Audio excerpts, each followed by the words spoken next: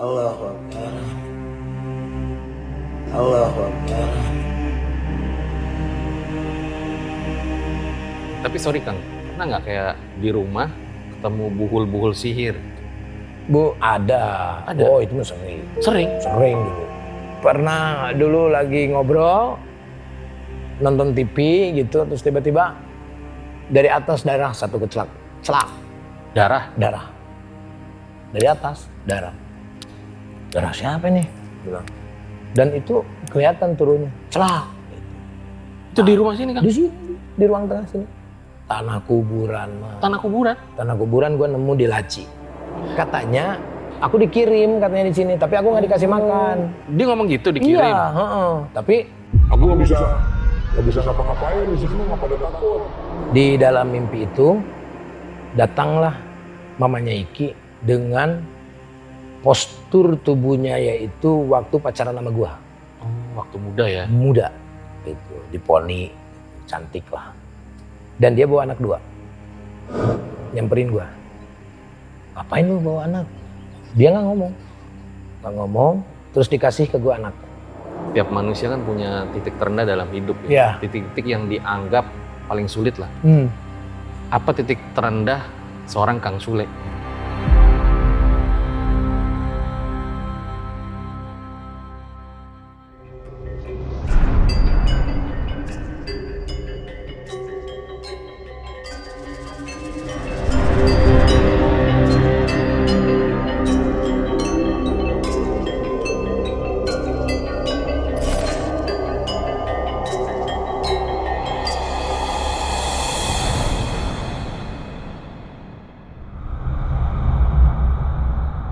Jadi guys, hari ini gue kedatangan seorang legend, komedian legend lah, dimana dulu gue sering nonton acara-acaranya dan sangat terhibur. Dimana ternyata Doi juga punya pengalaman horor yang belum pernah diceritakan. Langsung aja kita sambut Kang Sule. Halo Kang Sule. Halo, Fajar. Makasih loh udah mau cerita di RJL ya Kang. Sama-sama. Saya juga terima kasih udah diundang di sini. Karena dulu gue sering banget nonton OVJ waktu lagi kuliah dan sangat terhibur gitu. Gitu.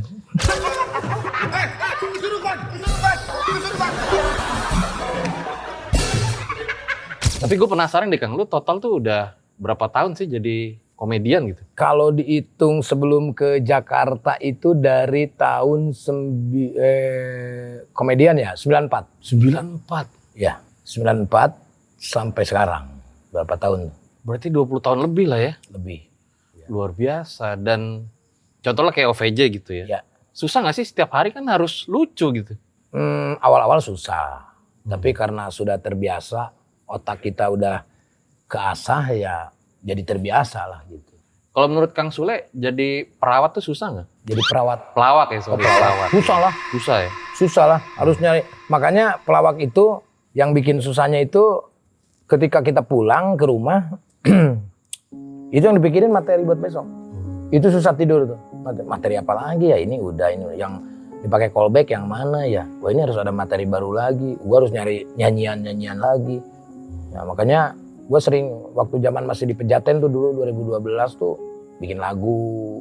Semua lagu yang diproduksi itu dari di panggung OPJ. Setelah dinyanyiin tawaru sama produser gitu. Tapi beban gak sih karena harus lucu kan ke penonton kan? Ya beban lah, apalagi kalau misalkan produser udah rating turun nih, wah itu beban. Rating turun nih, share turun nih. Dulu kan bisa masih ngalahin bola gitu kan. Kesini-sininya udah. Oh dulu ngalahin bola ya? Ngalahin bola dulu pernah. Wow. Sinetron, kan genrenya beda. Dulu tuh pernah share-nya sampai 35. Itu apa maksudnya?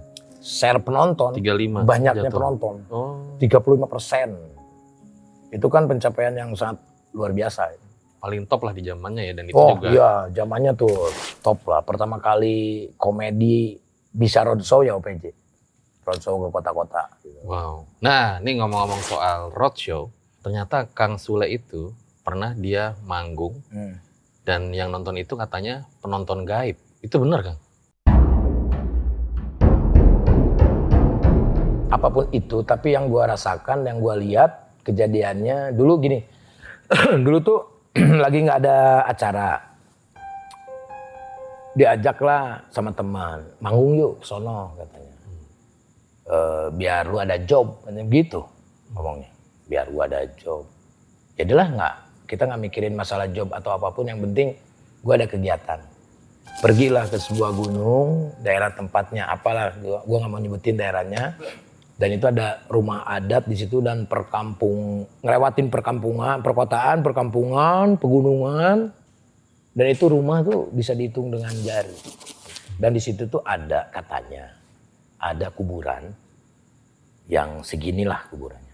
Nah kalau kita ke situ katanya, terus kita pergi, balik lagi, diukur lagi, itu bisa manjang katanya, itu nanti sukses katanya gitu. Tapi gue nggak sampai ke situ. Ya udah gue denger cerita aja, ketemulah sama ketua adat atau apalah disebutnya di situ ya, ketua dusun atau apa. Udah ketemu sama dia seneng gitu. Ya Kang Sule manggung di sini santai aja ya katanya, nggak usah banyak beban katanya gitu, nggak usah gini. Udah tuh. Di atas gunung berarti ini? Gunung banget. Dan itu ada rumah adat itu doang. Okay. Yang lainnya di bawah jauh banget. Makanya mikir ini siapa yang menontonnya gitu. Gue tuh ngelawak bareng sama temen gue Anton waktu itu. Naik panggung lah. Sebelumnya, tapi gue lihat ini dulu. Sebelumnya kan gue ngeliatin tuh di panggung tuh. Nonton, ya cuman 7 orang, 8 orang. Ada tukang dagang ada tapi. Tukang dagang juga ada, cuman gak terlalu banyak. Ya gak apa-apa lah, namanya juga menghibur. Oh mungkin gue disuruh menghibur keluarga dia mungkin. Kan keluarganya ada kan, ketua adat itu ada keluarga-keluarganya. Dah, di situ gue lihat lagi masih dikit yang nonton. Ya udahlah ngobrol. Pas ngobrol dipanggil sama MC. Iya kalau begitu kita panggilkan ini dia Sule, itu udah SOS tuh. Oke. Pas gua keluar penuh banget. Ini dari mana muncul? Itu kan waktunya nggak lama tuh. Dari situ tuh si MC nyebutin, kan dengerin lah, ada dangdut dulu tuh, ada nyanyian. Lama ya udah, seneng dong banyak penonton. Naiklah panggung, lawak memantun. Itu yang ketawa cuman yang depan itu, yang 8 orang itu tuh. Yang lainnya kagak. Apa nggak lucu kali gue ya? Dalam hati tuh nggak lucu kali. Wah kasih ini lagi. Wah gue udah ngapa-ngapain, udah tetap yang ketawa cuman dia. Singkat cerita, beres udah turun lah. Turun panggung. Panggungnya juga segini lah kali. Mungkin berapa meter. Turun panggung, terus gua ngelangkah kurang lebih 5 atau 7 langkah. Gua ngelihat penonton nggak ada. Cepet banget pulangnya, kan harusnya kedengeran kan. Kan kalau penonton Sule mana ada. Dan nggak ada yang minta foto, kecuali keluarga itu. Udah hilang aja kayak begitu. Tadi penontonnya kayak gimana yang dilihat Kang pas di panggung? Yang gue lihat sih, yang di depan sih yang aktif tuh ya, maksudnya dari sisi ekspresinya. Tapi yang sebelah sampai ujung, pokoknya banyak banget itu. Itu nontonnya gini aja, cengok. Bengong doang? Bengong aja. Nggak ngobrol itu? Nggak ada yang ngobrol, nggak ada. Kan biasanya gue kalau ini, itu lu baru kali ini ya, Sule itu Sule. Atau nggak ada yang teriak misalkan Sule, nggak ada. Ini nggak ada. Ini pada gini aja, tangannya gini nih semua. Ya, gue kan sambil ngelawak ya, fokus gue tuh keganggu, nggak terlalu memperhatikan mereka. Bajunya lu inget nggak Kang? Yang dipakai Nggak inget sama sekali. Nggak inget sama sekali itu mereka pakai baju apa, kaos apa, baju apa. Normal gitu. aja gitu ya? Normal aja. Cuman ada kebanyakannya tuh putih, ada yang pakai baju hitam putih lah kebanyakannya. Nggak ada yang berwarna pakai baju kemeja apa gitu, nggak ada. Yang gue lihat itu. Cuma yang anehnya itu ketika gue turun beberapa langkah, nggak kedengeran suara berisik. Terus gue lihat udah nggak ada, udah. Sisanya yang 8 orang itu ngikutin sini. Ya, yang minta foto itu yang 8 orang itu. Yang minta foto tuh keluarganya dari itu. Terus gue nggak mau, gimana ya gue cerita apa enggak ya? Takutnya kan gimana ya kan? Gue belum cerita, udah penting sukses gitu. Sama siapa nih? Sama si orang adatnya itu? Iya. Oh. Udah sukses. Perasaan gue biasa aja, gue perasaan nggak lucu. Gitu. Tapi dia bilang sukses. Nggak tahu apa maknanya dari itu. Pas turun ada ngalamin fenomena lagi Kang? Nggak ada, kalau dari situ nggak ada. Tapi pas pulang, terus ada yang bilang nggak nitip ini katanya Kang Sule nanti kalau di jalan ada yang mau naik, nitip ini kepunyaannya kakeknya Pak Andi. Ternyata tahu kakek gua. Ah, kok tahu kakek gua kan gitu. Oh ya udah, gua nggak mau memperpanjang karena mau pulang kan udah malam banget. Kalau ngobrol juga lama lah. Gua dikasih tas dari rajutan gitu kayak apa ya? Ya rajutan gitulah. Terus habis itu pulang. Nah, pulang bener tuh ada yang nyetopin. Ini masih di gunung posisi. Masih di gunung. Pas turunan gitu, pas mau nanjak, ada orang tuh di situ. Kang, ada yang mau ikut katanya. Diberhentiin kan dia. Oh ayo, gua kirain dia yang mau ikut. Bukain pintu, terus dianya kayak doa-doa gitu, ditutupin tuh pintunya. Udah jalan normal biasa. Jalan. Nah pas begitu udah ke perkampungan, baru berat.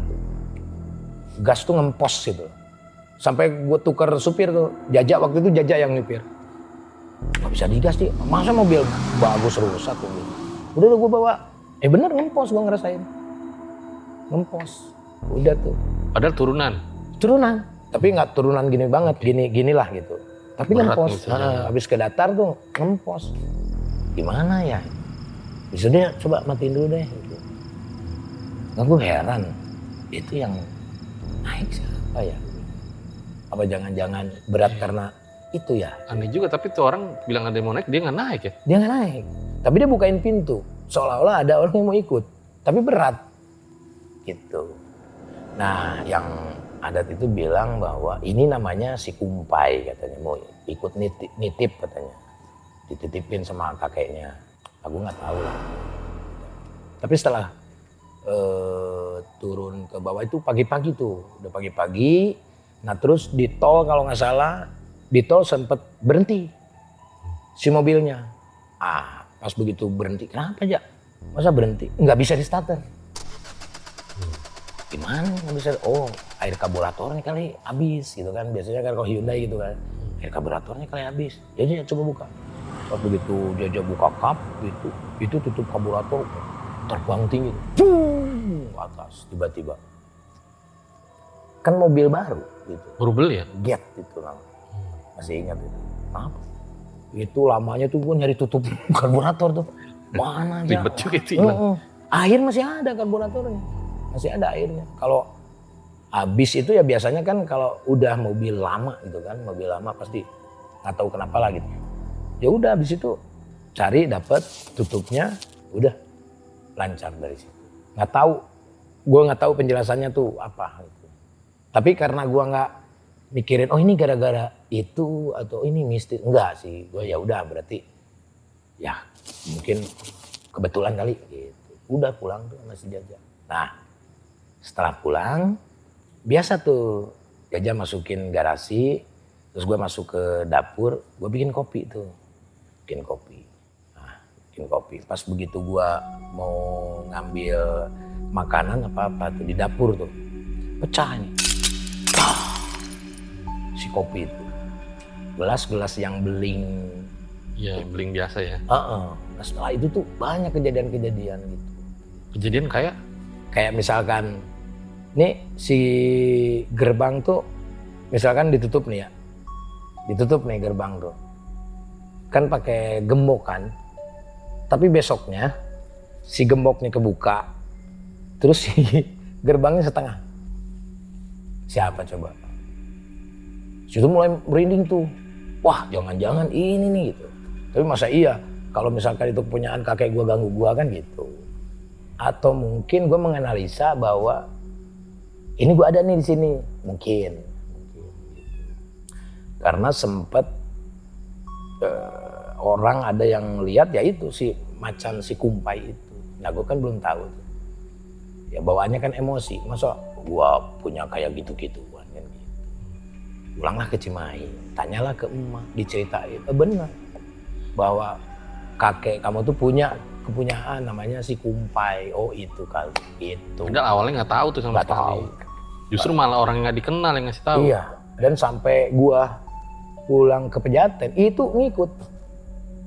Katanya, karena gua mah nggak pernah lihat. Nggak pernah lihat langsung Nggak ya. pernah lihat.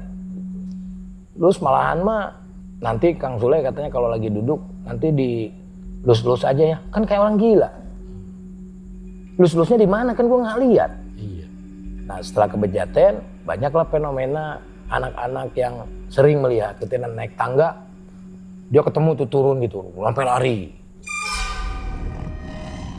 Si harimau. Si macan itu. Aneh kan? Mau harimau siapa yang nggak lari? Dikira harimau beneran kan? Iya, kira harimau beneran. Orang banyak yang lihat itu ya kayak asisten, Yujeng dan yang lain-lain di situ tuh sering ngelihat itu. Nah, tapi gua nggak pernah lihat sama sekali. Tapi gue penasaran gitu Kang. Berarti fenomena penonton itu nggak ditanyain ya waktu itu ya ke orangnya? Ya? Nggak ditanyain. Nah, karena mungkin gue juga ya kalau gue tanyain ntar takut tersinggung, takut apa gitu lah. Mungkin fenomena di sini kayak seperti itu kali. Karena kan fenomena kayak begitu tidak hanya di daerah situ kan, di daerah luar Jawa juga. Kita sering denger ya gitu. Sering denger kayak konser-konser gitu. gitu. Nah, iya kayak misalkan kan guru gua Dalang gitu, itu banyak cerita gitu kayak Pak Asep Sunanda, sempat ngalamin hal-hal gitu. Dari masa-masa perjuangannya itu suka ngalamin hal itu. Gitu. Nah itu pada waktu itu gua masa-masa perjuangan, gua tuh gitu. Mungkin nggak tahu apa, ya mungkin diingatkan bahwa ya lu hidup di dunia ini ya mungkin ada 2 dimensi mungkin gitu. Nah, iya. Gue juga penasaran nih Kang, lu kan pasti udah manggung di mana-mana gitu, bikin acara offline atau mungkin yang langsung syuting gitu ya. Pernah gak sih ngalamin kejadian horor pas lagi syuting gitu? Pas lagi syuting sih kayaknya nggak ada deh kalau lagi syuting. Gua syuting horor aja biasa aja gitu. Iya ya. Nggak pernah gua. Kayak kalau diingat-ingat juga nggak ada sih kalau lagi syuting. Itu lagi pas acara OVJ gitu? Oh, nah kalau ada PJ, tapi gue nggak nyebut daerah dari mananya ya. Okay. Jadi ada segerombolan orang pada waktu itu datang nyariin gue lah, mau ketemu sama Kang Sule. Nah terus karena gue lagi sibuk, gue nyuruh lah kakak gue, Kak, tuh ada tamu, samperin dulu deh, kayak gitu. Nah, udah disamperin, nah terus dia katanya ini mau ngasih ucapan terima kasih katanya buat Kang Sule karena membawa nama baik. Karena kan gue sering pakai bahasa Sunda gitu ya. Ada kebanggaan kali ya. Gitu. Gue merinding anjir. Loh iya bener. Merinding Kang Sule. Dia mau kasih baju katanya untuk keselamatan. Namanya baju kebesaran. Untuk keselamatan Kang Sule. Kami tidak bisa ngasih apa-apa, ucapan terima kasih, cuman mau ngasih ini aja. Tapi nggak kelihatan.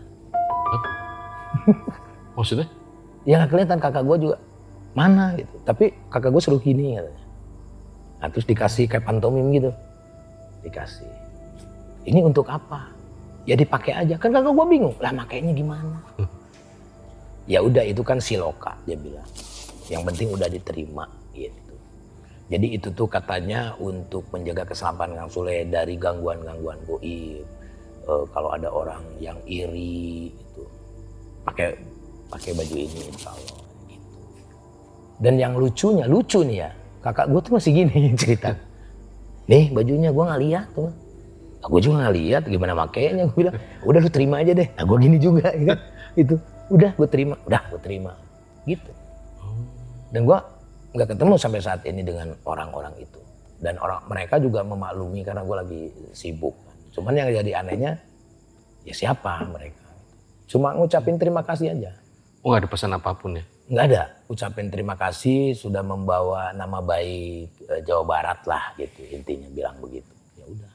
Gitu. Terus gue suruh kasih. Udah kasih deh buat itu. Terus dia menolak. Ya kami bukan untuk itu, kami nggak minta itu, katanya. Kami hanya menyampaikan ini gitu, dari leluhurnya gitu. Kan gua nggak ngerti ya kayak gitu, tapi ya udah kita terima aja.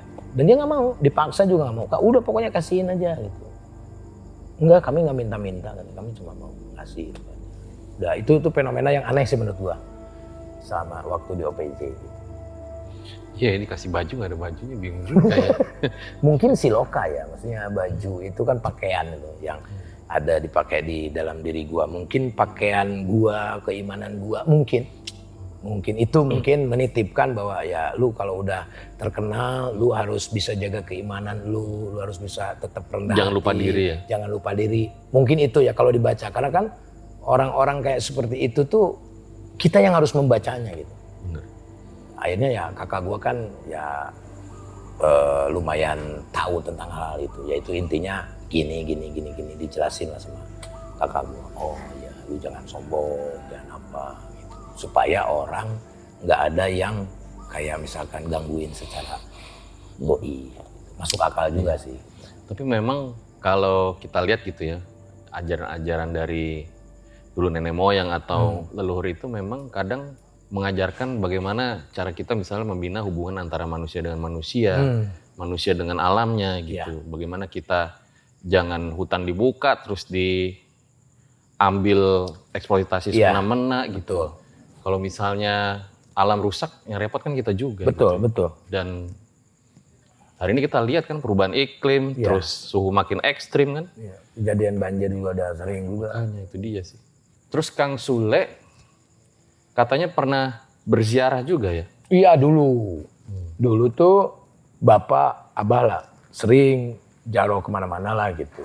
Cuma yang aku ingat pernah ke daerah Tasik, itu ke Pamejahan, pernah. Terus saya Abdul Muhyi, itu pernah. Dan gue masih kecil waktu itu. Gue mandi di dalam gitu. Terus ya lihat-lihat gitu aja. Berarti airnya tuh udah ada dari dulu ya, yang di atas itu ya? Ada. Yang sebelum naik ke Goa Mekah itu ya? Dari katanya ya dari mata air itu tuh ada air jam-jam juga katanya di situ. Nah, jadi ketika kita masuk tuh itu di bawahnya udah air mengalir aja. Air mengalir gitu. Ada orang yang tidur, lagi berzikir, lagi bertapa gitu. Nah, gue kan masih kecil kan. Oh, apa? Ini apa, Bah? Udah ikutin aja katanya gitu. Terus kan ada kayak tour guide-nya gitu kan. Oke, ibu-ibu, bapak-bapak, kita udah melihat ya di sebelah sana itu ada lubang. Ini sejarahnya ketika para Syekh Abdul Muhyi mau ke Mekah katanya gitu. Terus ada jalan menuju ke Surabaya. Terus ada macam-macam lah. Terus ada peci gitu. Yang kalau misalkan pas bisa naik haji. Terus ya macam-macam. Cuman gitu doang gitu. Wisata apa ya namanya Wisata tuh? religi. Wisata religi lah gitu. Tapi seru gitu, seru. Oh iya ya. Senang sih kita menelusuri goa, ada airnya, ada kelelawar lagi. Ada kelelawar tuh di pas mau masuk goa tuh kelelawar udah banyak. Dari dulu emang udah kayak gitu aja berarti ya? Iya dari dulu gitu. Kan di situ tuh ada yang jualan buku kan, jualan buku sejarahnya kenapa bisa ada goa itu. Jadi lagi saya Abdul Muhyi lagi apa musafir atau apa gitu ya, dia tuh lagi ke suatu tempat terus tiba-tiba ada kelelawar. Nah dikeprak lah si kelelawar itu sama saya Abdul Muhyi, tiba-tiba jadi goa. Yang gua baca yang ya legendanya lah ya. Yang gua baca itu oh gini. Gitu. Ya unik-unik lah di tempat kita tuh. Seru lah gitu. Ya mandi lah di situ.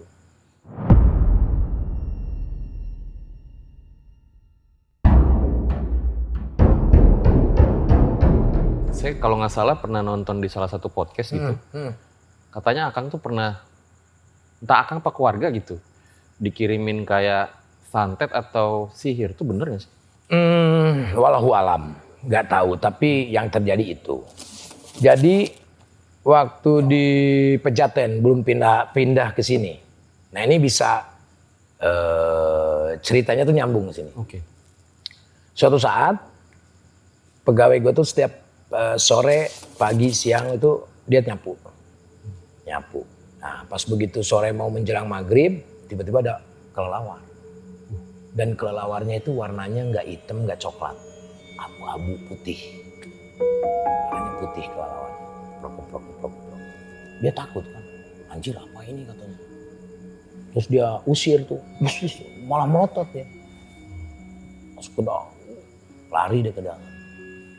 Udah, nah setelah itu seminggu apa 2 minggu gue lupa lagi. Terus tiba-tiba rumah gue itu di kaca-kaca tuh ulat bulu, warnanya hitam. Ulat bulu. Apa? Banyak ulat bulunya? Banyak. Kan logikanya kalau misalkan ulet itu harusnya ada pohon yang tinggi, ya kan, atau enggak misalkan pohon alpukat gitu kan, atau pohon apalah yang si uletnya itu pasti akan ke situ. Nah ini nggak ada. Dan di rumah gua doang Oh, tetangga nggak ada juga? Tetangga nggak ada. Dan yang anehnya, tetangga yang lewat hilir mudik ngelewatin rumah gua nggak lihat. Yang lihat cuman penghuni di situ, termasuk gua. Gua pulang kerja, lu pada ribut. Ini gimana? Ujung. Bener aja kaca tuh udah ulet-ulet semua. Telepon lah kakak gua ya. Telepon, Kak ini ada ulet nih. Apa ya? Udah antepin aja ntar juga hilang. Gitu, kata kakak gua tuh. Ya udah akhirnya kita antepin, bener hilang. Sendirinya, dan sendirinya hilang aja udah. Gitu. Nah, lucunya pindahlah kita. Ya pindah deh, gue jual aja deh ini gitu kan. Pindah, dapatlah di sini 2014. Kejadian tuh 2012, udah 2 tahun loh. Udah pindah ke sini, baru 1 tahun, itu sekelelawar ada lagi. Yang sama? Sama. Di gerbang sebelah sono. Masih gitu aja. Ngejarnya dia terus tuh, si Delep penjaga. Yang suka sapu. Udah dari situ, nah gue baru inget ketika mungkin ya, gue juga nggak tahu. Nah setelah kejadian itu, si Delep tuh gatal-gatal dia. Wah gatal dia tuh sampai garuk tuh nggak kerasa pakai tangan, sampai pakai pisau. Setelah ketemu kelelawar itu? Setelah ya dari ulet bulu ketemu kelelawar, ulet bulu sampai kelelawar ketemu lagi di sini. Gatal-gatal dia. Itu nyambung nih, ini nyambung. Abis itu, Lep, udah lu obatin deh, gue bilang. Obatin, beli salep yang paling mahal, ke dokter, masih begitu. Habis itu, udah gini deh, lu punya orang pinter enggak? Gimana caranya deh, lu pulang dulu deh. Pulang lah, dia ketemu sama gurunya. Pulang sini bersih.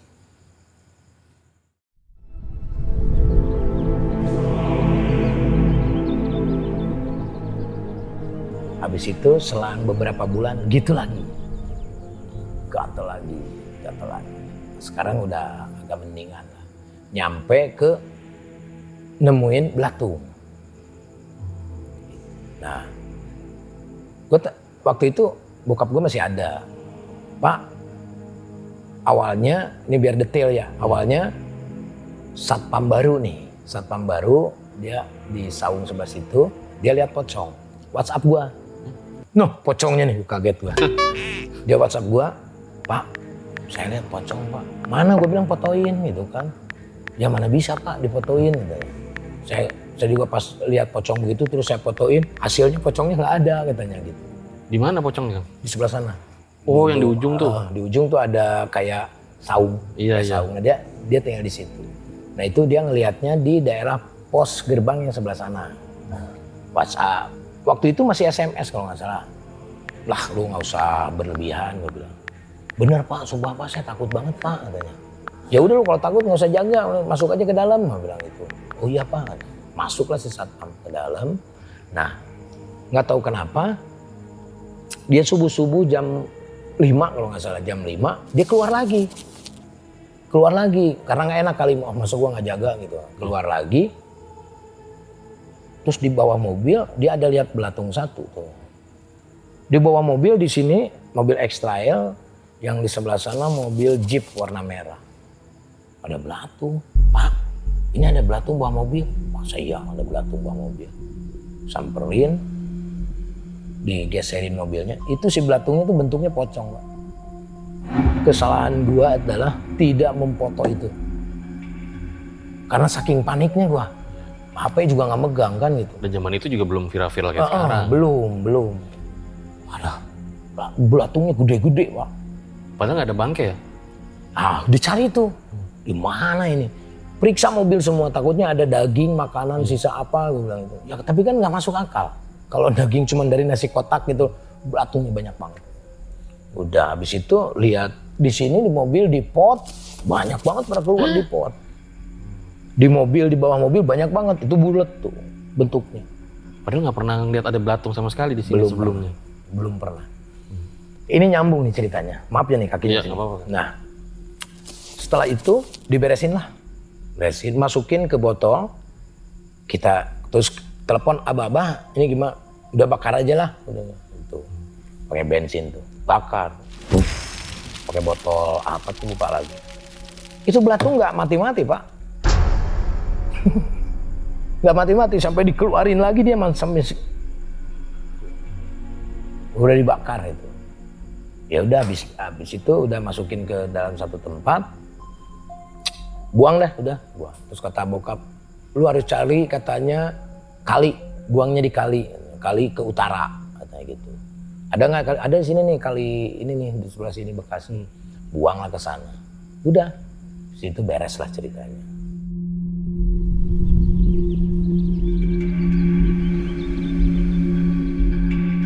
Setelah beres, selang 1 bulan apa beberapa bulan lupa lagi, muncul lagi Pak di dapur sini si belatung itu muncul. Kan dulu tuh si lantai itu lantai kayu gitu kan, lantai kayu, dan itu muncul banyak banget. Gue sampai bayanginnya gimana ya? Nah ngeri Pak, Iya. karena masa iya tempat gua bangke semua, Hanya. ya kan nggak mungkin kan gitu. Ya udah diberesin, buang lagi lah.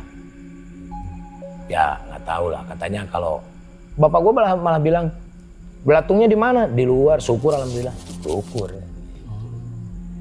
Katanya kalau orang ngirim nggak nyampe itu bakal kelihatan, terlihat.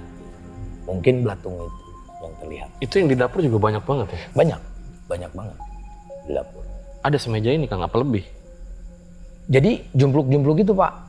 Di ujung segini, iya. ujung sana segitu, di tengah segitu gitu. Nyampe itu dibongkar Pak. Dibongkar nggak ada Aja sih apa-apanya. ngilu ya ngeliatnya ya. Loh, Kalau bukan buat ngilu yang- lagi Pak, kalau belatung kecil mah nggak masalah Pak. Gede Pak belatungnya. Kalau ini nih, pada beca mah kecil ini. Oh, lebih gede dari ini Gede nih. Pak, gede Pedalnya Pak. nih. Nih, sekrup ini nih.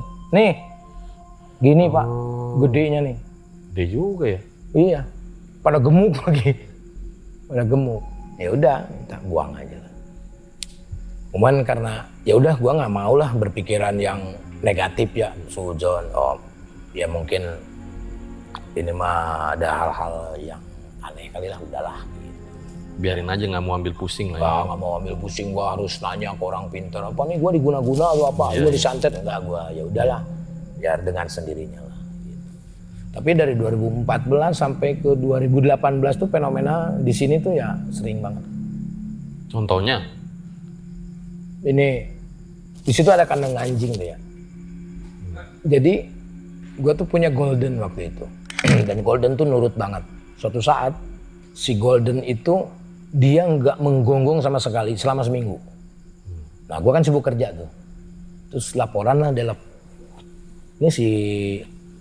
ini golden nggak bunyi-bunyi, sakit kali, bawa aja lah ke dokter. Gua bilang, ah kangen ini mah dia sama gua, coba keluarin, lihat gua gonggong gitu.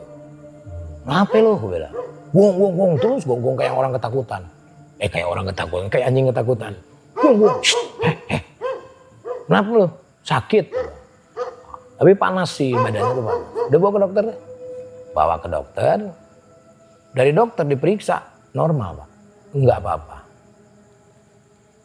Nah kan gue bilang apa? Dia tuh kangen sama gue. Karena nggak ketemu. Biasa kan setiap hari ketemu.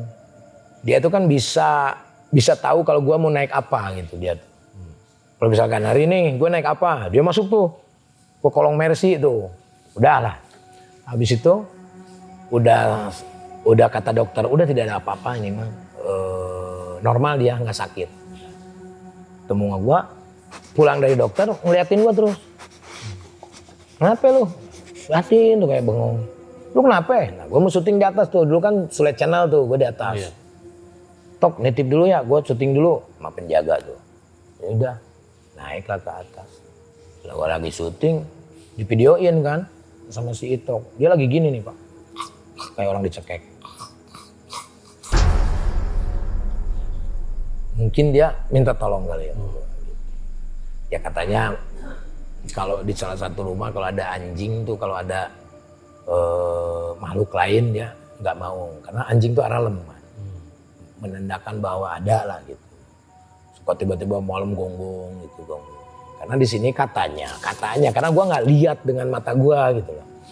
Dan anak-anak di sini yang udah keluar dari sini tuh mereka ceritanya ya gitu, melihat kuntilanak. Nah, terus ada di kamar ujung sana rambut selembar gini nih Pak nih. Oh. Nah, selembar gini, lentang gini gitu. Boneng tuh lihat ada rambut bersihin, sapuin. Nyapu sampai keluar sini, balik lagi, ada lagi Pak. Itu bukan rambut Kang Sule ya? Bukan, rambut gua kuning dulu. Iya. Soalnya dulu gue di kantor juga pernah Kang. Jadi setiap pagi tuh kantor yang lama ya, itu kayak rambut cewek banyak. Kita sapu, besok ada. Ada lagi. Gue sampai bilang ke editor gue, waktu itu editor masih satu Kang. Lu bawa cewek lu ya? Kagak, gue ngapain bawa cewek kata dia. Nah ini rambut siapa ya? Terus kita bingung tuh semua tuh. Iya. Nah, itu juga sama. Disapuin, ada lagi. Sapuin, ada lagi. Nah ini yang kuntilanak. Akhirnya Pak Ustadz, terus interaksi. Lu mau ngapain, mau seneng aja katanya ganggu gitu. Terus pada nggak takut katanya di sini mah. Nggak asik gitu. Kayak dia bilang gitu kan masuk tuh di si itunya kan ada. Gua bawa Ustadz di sini. Nah, habis itu ya udah lu mau gue pindahin apa gimana? Enggak, seneng di sini katanya. Nggak pada takut sama gua katanya gitu. Katanya sosok kuntilanak kayak gimana Kang? Yang Ya, lihat? yang mereka lihat sih gitu aja sih sebetulnya nggak putih katanya. Nggak kayak di film-film putih begitu. Tapi Samar. Cuman rambutnya panjang. Samar aja nggak kelihatan. kayak hologram gitu. Heeh. Di Kayak sini gitu. nih, depan kita nih. Itu tuh, di situ tuh Pak. Di sini kan ada gazebo nih Pak. Jadi tuh senangnya makanya nih gazebo kan gue bongkar. Nah, gue bongkar karena senangnya dia tuh di atas tuh. Di atas tuh gazebo, kakinya gini-gini tuh seringnya ada yang ngeliatin. Gitu. Nah akhirnya Kuntilanak gabut ini ya. gabut ya. Jadi katanya aku dikirim katanya di sini, tapi aku nggak dikasih makan. Dia ngomong gitu dikirim. Iya, heeh. Tapi aku nggak bisa ngapa-ngapain di sini mah nggak pada takut. Gitu. Pada berani yang punya rumahnya takut gua sama punya rumahnya gitu. Takut sama gua takut gitu. Makanya dia nggak memperlihatkan. Akhirnya ya udah lu kalau mau di sini lu nggak usah ganggu. Iya, aku di sini aja nggak usah ganggu. Aku jagain. Jadi akhirnya dia jagain. Sini. Mau jadi security. Jadi security gua dia. Gabut bener. Lucu kan? Iya. Kuntilanak nggak punya motivasi. Ngobrol kan sama si pakai mediasi gitu kan. Iya, iya. Ya udah tuh lu makannya apa enggak, kamu nggak minta apa-apa katanya. Seneng aja di sini. Ya udah, syukurlah. Tapi sorry Kang, pernah nggak kayak di rumah ketemu buhul-buhul sihir? Bu, ada. Ada? Oh, itu mah sering. Sering? Sering dulu. Makanya Kayak gimana? 2014 sampai 2018 tuh. Tiba pernah dulu lagi ngobrol nonton TV gitu terus tiba-tiba dari atas darah satu kecelak. Celak. Darah? Darah. Dari atas darah. Darah siapa nih? Bilang. Dan itu kelihatan turunnya. Celak gitu.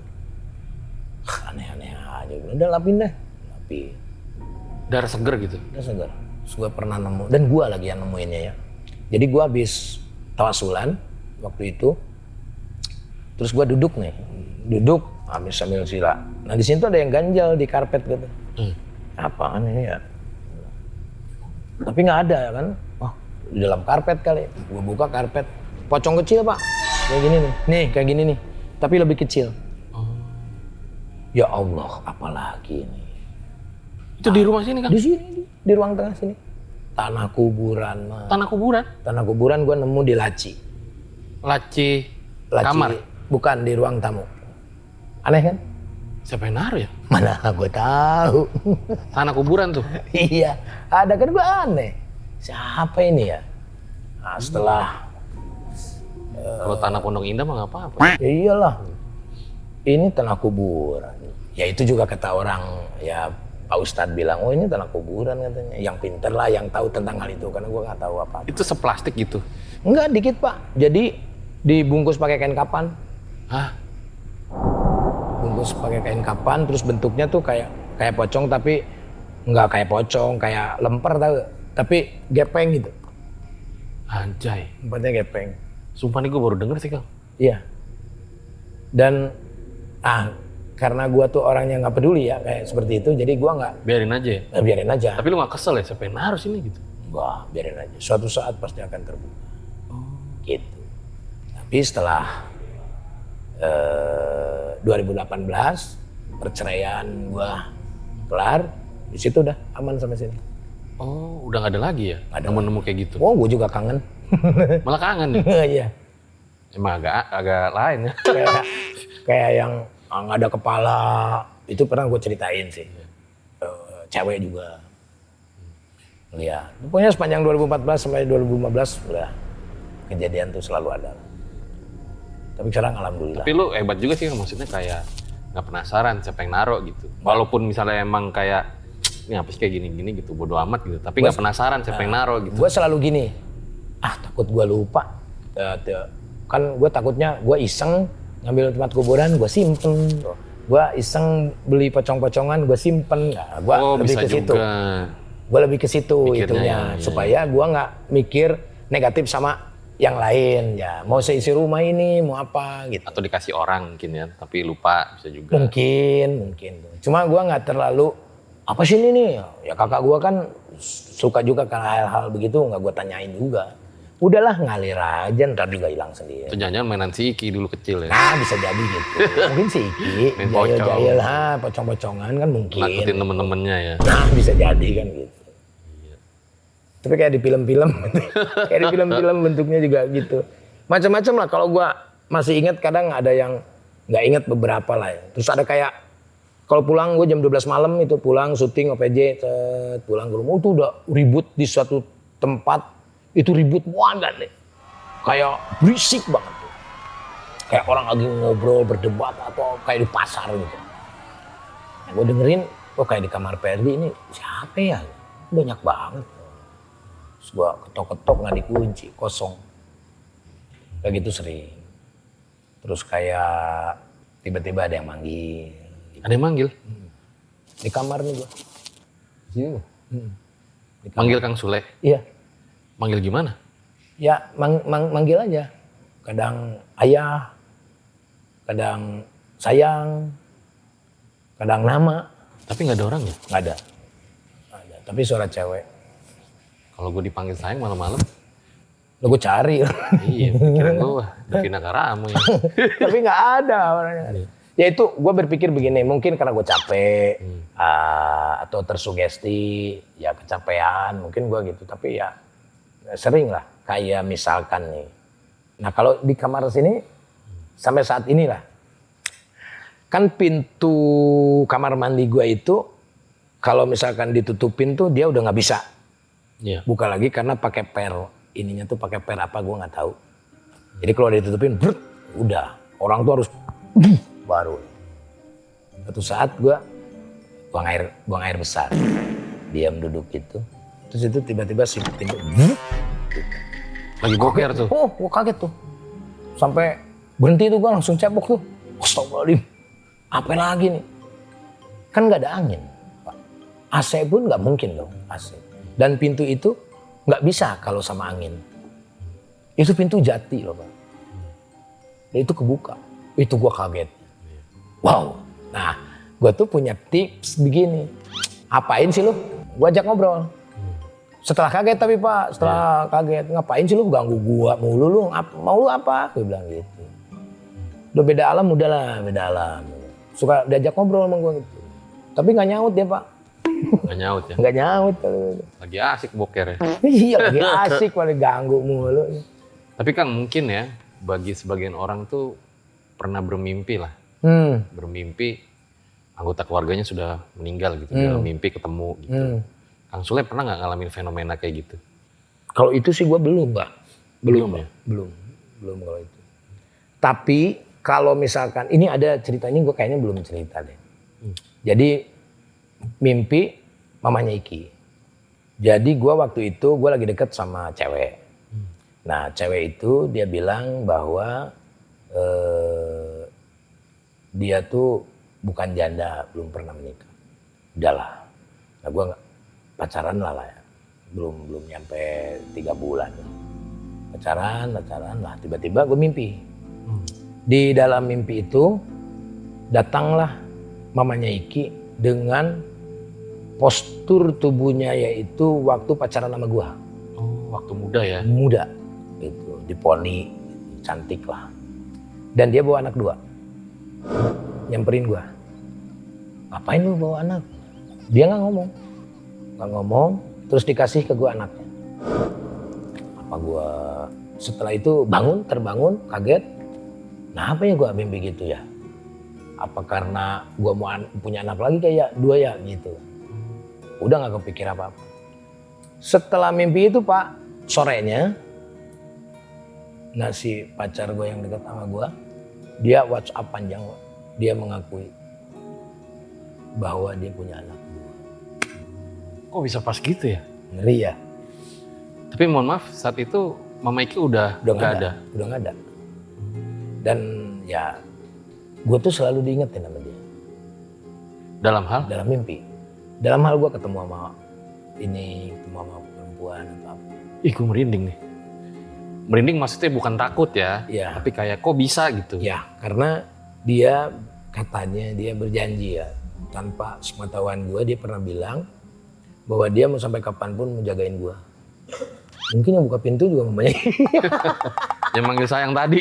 Makin sayang juga itu. Pas boker tadi ya? Iya kali ya. Boker jangan lama-lama lu.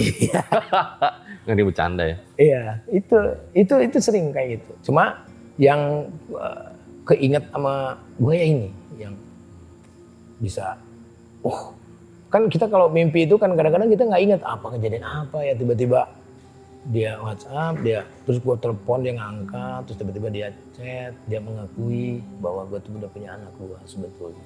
Itu anak yang di dalam mimpi, ingat nggak? Masih ingat nggak? Kayak gimana? Pokoknya anak kecil aja, udah Anak kecil samar ya? aja lah. Nggak kenal juga ya? Nggak kenal, nggak tahu perempuan nggak tahu laki-laki, pokoknya bawa anak aja udah.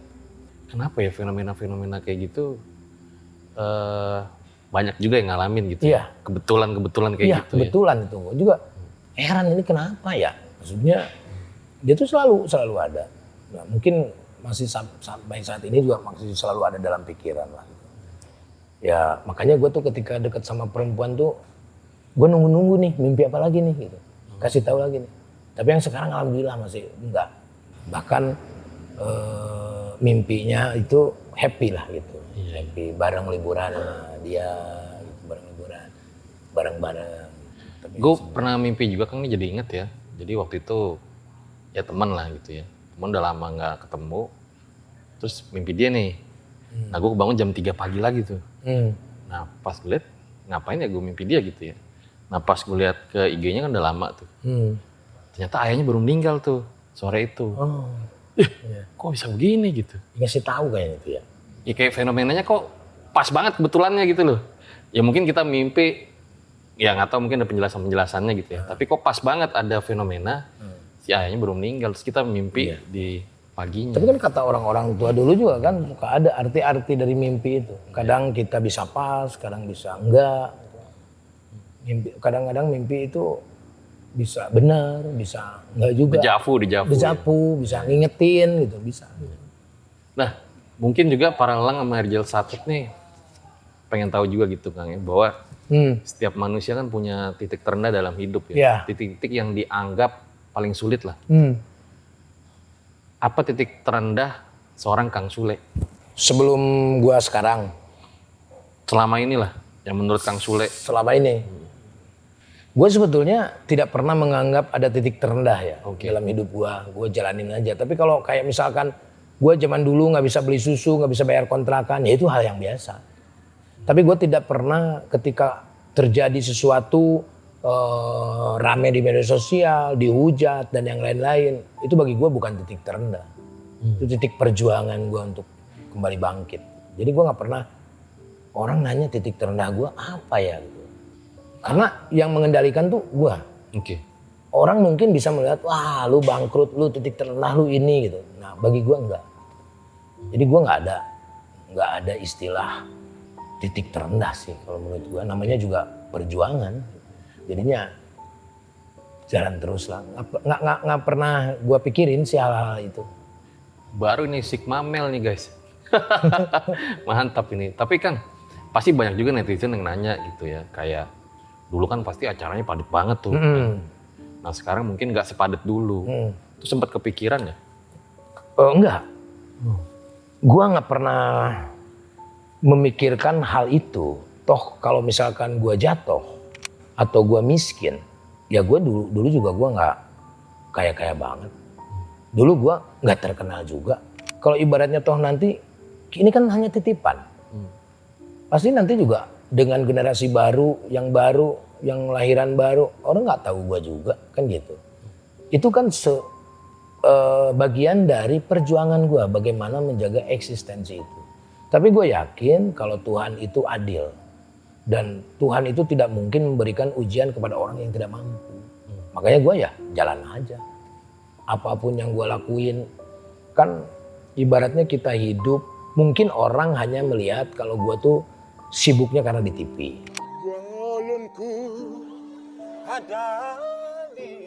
Mungkin orang yang melihat tuh cuma di media sosial, cuma di Facebook, IG dan yang lain-lain gitu.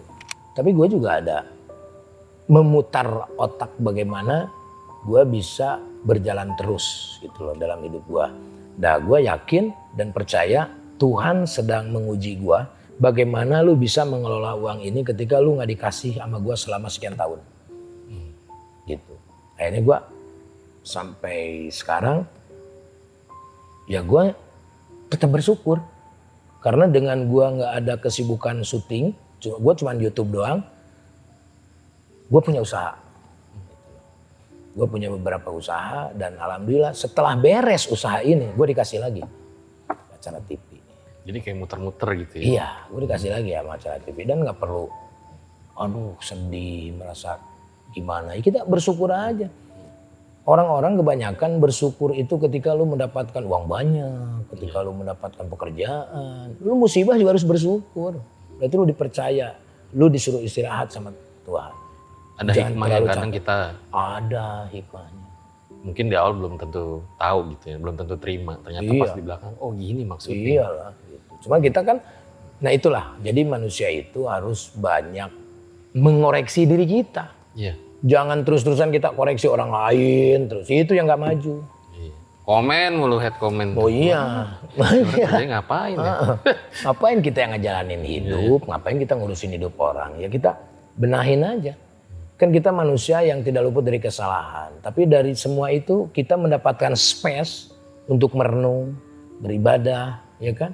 Kita bisa ada waktu untuk merenungi semua, oh iya, semua kesalahan-kesalahan gue, oh ya ini gue salah nih, ini gue harus rubah nih, oh ini gue jangan begini nih.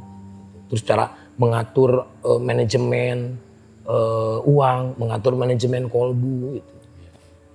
Hikmahnya sih itu. Banyak orang kan, mungkin bukan banyak ya, pasti ada gitu ya. Orang yang silau akan kemewahan, segala cara dia pengen dapet supaya dia bisa hidup mewah gitu. Betul. Nah Kang Sule kan udah pernah ngerasain punya mobil mewah banyak, motor gede juga udah ngerasain gitu.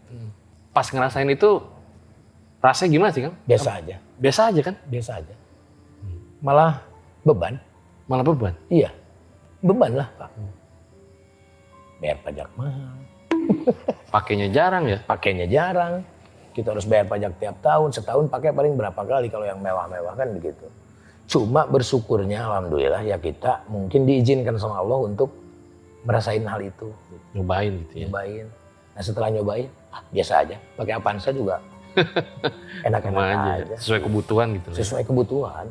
Ya semua juga pasti akan diingatkan lah gitu tentang kemewahan. Cuma kalau gua kenapa masih bekerja, karena gue tinggal duduk doang juga lah, udah alhamdulillah lah gitu ya, cukup lah gitu. Tapi gue tuh punya anak 5, yang gue pikirin tuh, gue ngumpulin semua sampai gue nanti gue nggak bisa ngapa-ngapain, gue kumpulin semua harta gue buat anak-anak gue biar nggak terlalu susah. Itu aja. Jangan ngerasain kayak Kang Sule dulu gitu ya? Iya, gitu aja sih gue. Nggak ada hal-hal yang lain karena ya apa, kita lahir, kerja, nyari duit, mati udah. Terus apa tujuannya kita? Kalau bukan untuk anak cucu kita, kan gue udah punya cucu, kan harus nyiapin semuanya. Buat anak cucu kita, biar ya minimal di masa-masa gue tua nggak terlalu merepotkan orang, itu aja. Kalau kita bisa menabung, memanage, itu aja sih. Yang jelas bukan pesugihan. Kayak dulu juga, kan kita kalau makan mie zaman dulu kan di warkop gitu. Pas kita udah punya uang banyak gitu, makan mie di restoran yang mewah, terus mungkin di mobil yang mewah, sama aja kayaknya nikmat kayak di warkop juga. Gue nggak pernah tahu loh, gue tuh diajakin sama Iki gitu, yang anak-anak zaman sekarang ya, makan di sini nih, gitu kan mahal, gitu. Bodo amat. Gitu. Gue tuh kalau makan-makan enak tuh ya kalau diajak sama Ihik. Karena gue nggak terbiasa dengan hal itu. Maksudnya ya nggak perlu juga gitu kita ketika mewah kita wah ngapain gitu ya kan. Main cewek apa itu kan enak kan gitu kan itu kenikmatan itu. Cuma ya buat apa gitu loh. Ya udah biasa aja lah. Gitu. Nggak perlu bermewah-mewah lah. Nah, Kang, gue juga penasaran nih. Lo kan dulu sering berdua sama Haji Andre gitu ya. Kalau menurut lo nilai-nilai positif apa sih gitu yang biasa diambil dari Haji Andre gitu? Ya banyak lah. Maksudnya dia orang yang nothing tulus, dia nggak pernah ya bodo amat dia mau apapun itu gitu. Ya, tapi kan kalau yang namanya chemistry itu goib lah, kita nggak tahu. Kita berjalannya dengan seiringnya waktu. Iya. Ya kita masih komunikasi kok. Tapi hikmah dari semuanya itu tidak selamanya kita akan bersama. Itulah Pak. Tapi suatu saat kita akan bersama. Ya kan gitu. Wow. Artinya ya kita kan ketemunya juga nggak berjuang dari nol bareng-bareng. Kita ketemu ketika kita udah OVJ udah di atas. Itu ketemunya di situ. Gitu. Tapi ya alhamdulillah komunikasi masih. Nah gue kalau misalkan collab gue mesti sering ngajak mereka juga. Kalau bikin event gue ajak mereka juga kayak Ajis, Nunung, Parto. Terus temen gue yang SOS, Oni, Ogi gitu masih. Tapi dulu kan sering buat duo kan sama Haji Andre Ya, gitu ya. betul. Pernah gak sih kayak perbedaan pandangan gitu pas mau sebelum syuting gitu? Itu yang anehnya. Dia tuh udah paham dengan pola dan permainan. Oh. Gitu. Jadi gue tuh udah tahu dia mau ngomong apa. Dulu ya kalau chemistry-nya masih ini. Sekarang kan udah lama kita, sekitar 3 tahun 4 tahun kita gak ketemu. Jadi ya udah sepaham itu. Gitu. Sepaham itu. Kalau gue begini dia bisa menimpalinya. Giliran balikan dia jadi bantalan ya jadi bantalan. Giliran gue jadi bantalan ya gue bantalan. Itu dengan sendirinya. Dan selama syuting juga gue tanpa ada, Dre nanti gini ya, ntar begini. Enggak. Oh nggak pernah ya? Enggak. Itu di panggung aja. Wow. Lu kenapa sih lu? Jadi terharu. Ini benar-benar legend nih guys. Terjadi dengan sendirinya aja. Nah dulu, ini fun fact nih.